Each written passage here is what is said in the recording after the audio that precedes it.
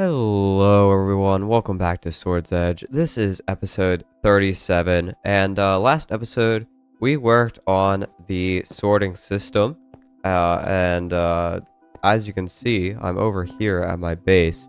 I actually have not worked on the sorting system or anything on Sword's Edge for a little while now. It's been a few days, it's been maybe like a week or two. But what I managed to do off camera one day was I started working on the villager trader I'm gonna put over here because Minecraft announced that it's going to be changing the way villagers work.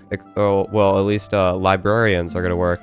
They're going to make it so that the way you get good books is biome specific, and I don't really like that change, and it really just motivated me to just deal with it and get every single villager with a max book, right? So I've been working over here, and I've been trying to get villagers with good trades, for max enchant. As you can see, I've got quite a few already, but I do need this full wall all filled up with villagers. I have about half of the enchantments that you can possibly get from a villager, half of the max enchants. So I still have a lot more work to do, and I think I'm going to be doing this for quite a while. I also want to get down here, I want to expand it some more, and put a ton of farming villagers down here because they trade for golden carrots, and I really want golden carrots.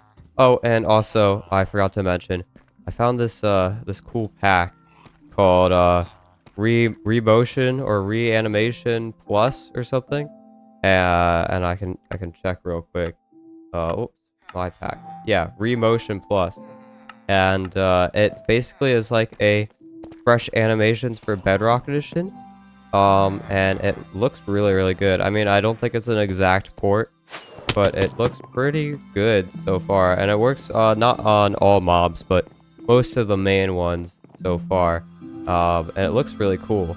But there is a problem that I am facing with this when it comes to trading with these villagers, and that is my source of emeralds is now broken. The pillager farm has broken once again. As you can see, there's a raid going on, but it currently is broken. Unfortunately, I think this design is like way too outdated. It's not something that I can modify. I think I'm gonna have to tear the whole entire thing down and start from scratch, which I believe I've done in the past previously. I think this might be my second time. Yes, because it used to be higher up. It used to be up here, and then we had to move it down because of render or simulation distance changes. I do remember having to tear it all down. So this farm is broken once again, and I have to rebuild it. It's one of the only farms that I've ever built that I have to rebuild when there's new updates. It must be just a really complex farm. But I currently don't have a source of emeralds. So I think I'm going to go ahead and start actually tearing this thing down. And clearing out this raid that has been in here. Stuck in here. Yep, they're all down. Oh, crap. Nope, let me out. Okay, that was a close one. I think I'm going to start by tearing down this entire farm and rebuilding it. I did just take a quick pause and look at the new design. It seems to be actually really simple, and we could definitely use a lot of the materials in this farm for the new farm. So I'm going to do my best to save all these materials and take it down. And yeah, actually, we could probably do this in a time lapse. I haven't done a time lapse in a while.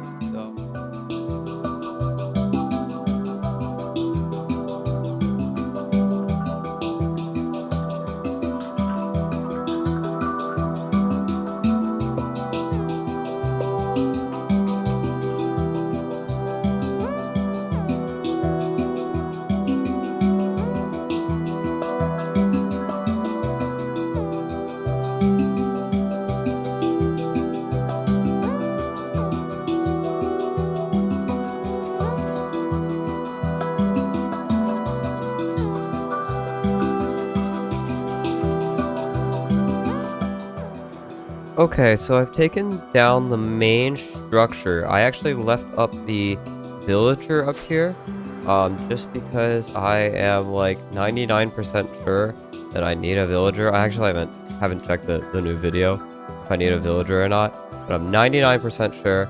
And as you can see, this is where the new farm is located at this Y level. So it is much easier to move this guy into whatever position he needs to be in, and then to go over to that village over there, I think is the closest village. I don't even know if there's any villagers left in there, to get a villager. Or if there's no villagers left, I think we gotta go all the way over there to get a villager, which is super far away. So I really hope this guy doesn't die when we move him, and keeping him here will make it a lot easier. I also think that I have to redo the bottom platform, but I'm not 100% sure because it's still, that part of the farm still works, and that part of the farm has always worked. I don't think this part of the farm has ever not worked, but you know, I might see if there is a better way to do it. Might as well, because this thing's old. This thing's super old. Out of all the redesigns and all the upgrades I've had to do to this thing, that thing has stayed the same for years. It's been like 4 years and that thing still works down there. But now I'm going to build the new part of the farm up here. And I think I'll do a time lapse again for that because I really like how the other time lapse turned out.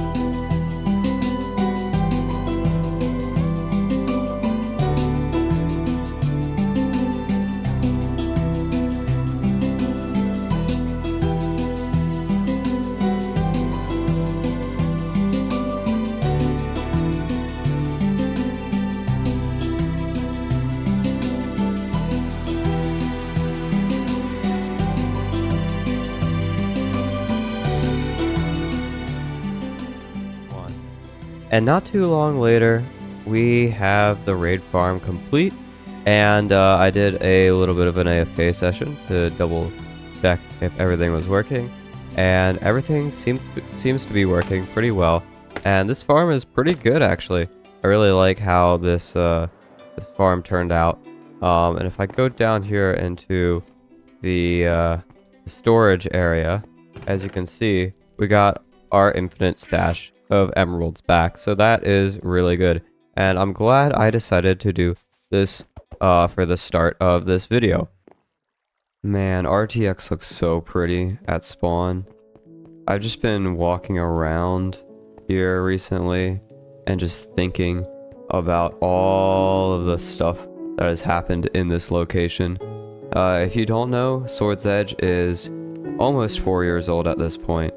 And it is insane to think about all the stuff that has happened on the server. I was actually rewatching some of my old videos, and seeing like all the stuff that I've done, and it's just crazy. It's crazy. Nostalgia is a crazy thing. And I've been having a lot of fun just going around here because it's super inspiring. I think back to when I started this server, back when, before any of this ever existed, back before I even really liked playing Minecraft that much. I was inspired by, well, first it was by my friend, who made a realm on Bedrock Edition, and that was kind of like my first introduction to multiplayer, because servers didn't exist on Xbox 360 or Xbox One edition of Minecraft. You know, it was like a brand new thing to me that you could play on a world that was always active and anybody could really join. Anyone that you invited could really join. And that was really like a new thing to me. That was like the main inspiration for Sword's Edge. And then there was there's like Hermitcraft and stuff where I saw people who could build these massive things.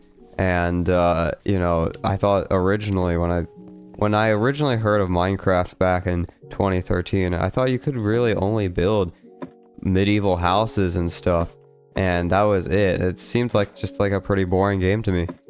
But after I saw what you could do from Hermitcraft, it really inspired me to make Sword's Edge, and I'm so glad that I did because yeah, I've had a lot of fun times on here with my friends, and it's just really nice to log on sometimes and just chill. If you really like Minecraft and you have a few friends that really enjoy playing Minecraft with you, I 100% recommend that you, you know, put in the effort and look up how to make servers and stuff and learn all of this multiplayer stuff for making a server and set one up for yourself, because it is really fun, and I really enjoy managing the server and making sure that it's up, you know, the majority of the time, so that it's always there for my friends to play. And you know what? Maybe you don't find good friends, or you don't have a lot of people who are dedicated to playing on the server like Sword's Edge did. Sword's Edge, I have to say the early days of Sword's Edge were not the greatest, because I didn't find people who really liked to play the game. And they were just kind of in it to play for a few days and maybe goof around for a bit and then leave. And that kind of brought me down a little bit, especially at the start of the server, because I didn't understand really why people wouldn't want to play. You know, I just kept the server up. I kept working on it because I was still interested. And eventually, you know, I found quite a few people who really do enjoy playing Minecraft and playing on the server. So even if you think after like maybe like a year, after a year of running a server, even if you think, man, no one's really playing on the server, you just haven't found the right people yet, and you should keep it up. Obviously, if it's been like 5 years and no one's really playing, and it's taking up a lot of your time and resources, I would probably say maybe quit at that point. But I would never quit on Sword's Edge, so I don't know if I could really give that advice. But I would like to just thank everyone who watches the series, the Sword's Edge series, because this is one of my favorite things to do on my channel. And I know it's not the most popular. The most popular thing on my channel is tutorials on how to do things. But I really enjoy making this stuff. So if you do watch the Sword's Edge videos, you know, make sure you share it around, because this is one of my favorite things to do on my YouTube channel. Anyway, moving on from all of that server talk, I want to work on this bridge. Oh, and I totally forgot to mention that I filled in this entire thing with slabs like I said I was going to do at the end of my last video. I totally forgot about that. That was actually just something that I did right after I recorded. I was like, I'm actually going to do this right now. And I did it, and, you know, that was a while ago, so I totally forgot. What the heck is going on here? Bro, what happened to one of the slabs? Did I miss it? I gotta fix this. RTX looks so pretty. I can't even, like, every single time I turn on RTX, it's like jaw-dropping how pretty it is. I love it so much. I don't play with it all the time because of it can sometimes get a little annoying because of like lighting and everything. Sometimes you're just trying to cave and it's just it's so annoying. Maybe if we had dynamic lights, it would be a little bit better on Bedrock Edition. The other thing is I don't like stuff like this. Do you see that? You see how it's like light is flickering? I think that might be just a fire thing. No, it's because it's poking out. I don't like the flickering. And I know that's a DLSS issue. Like, if you don't know, I'm gonna get a little technical here. But if you don't know, Minecraft runs on DLSS 2.1, I think, or 2 something. And the latest version is 3.5. And, the newer versions of DLSS is, they have, you know, better technology and stuff, more advanced programs, to fix that issue that I was talking about. And that issue is, it's called ghosting. It's got a name. And it basically is like the blurry effect that, you could see on that fire, a second ago. And, I really don't like that. I really don't like the way, that works. And I've been waiting forever for Minecraft to, you know, maybe update the DLSS so it looks good. But, you know, Minecraft has not, Mojang has not worked on, RTX in a long time. It's been a few years since they've decided to, you know, actually do something with RTX. But they are working on shaders. They have been recently working on shaders. So, maybe they'll fix it. Maybe they'll make the DLSS, a lot better, but, who knows really. And I know that I think you can upgrade it yourself. But you need a third-party launcher. You need a separate launcher. And, I've done that before, and I don't really like the third-party launcher. Because it changes where your game files are, and it just seems a little extra complicated, you know.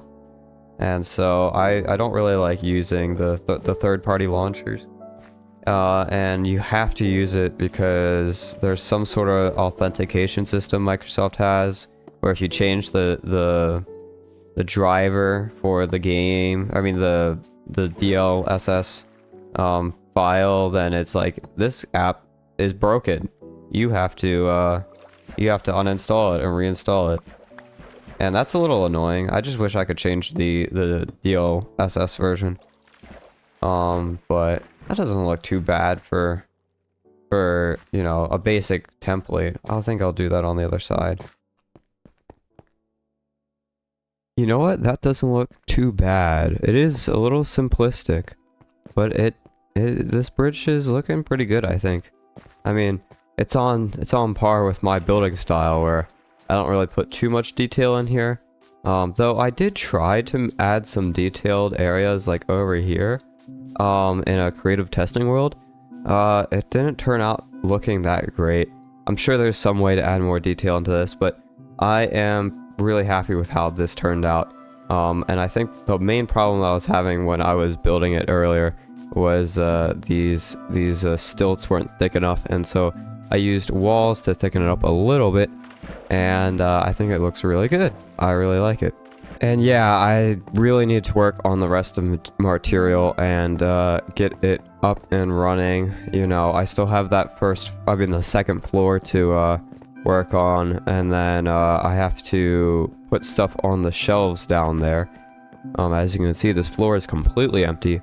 I haven't even started it yet. But yeah, I still have a lot of work to do over here, but I'm not going to do it in this episode. Though I should probably force myself to do it soon. But unfortunately, that's going to have to do it for today's video. We're kind of running out of time, video time.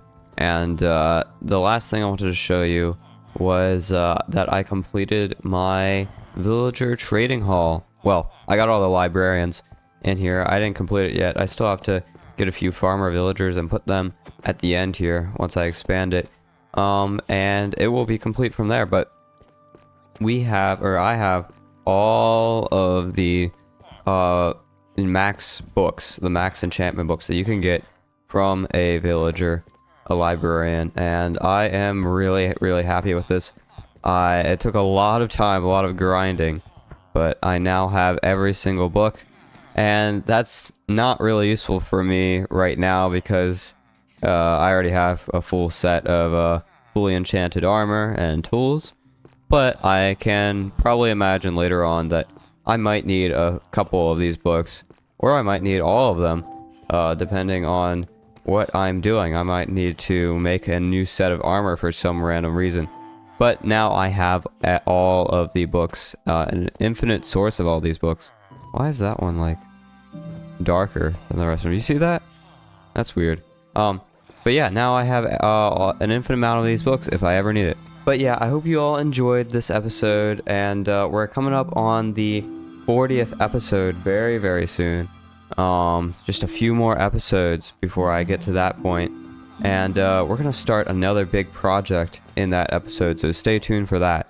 But like I said, hope you all enjoyed this episode, and I'll catch you all in the next one. Let me do an emote instead of punching. I was gonna punch, but then I accidentally almost hit a villager, so I'm gonna do an emote instead. Goodbye!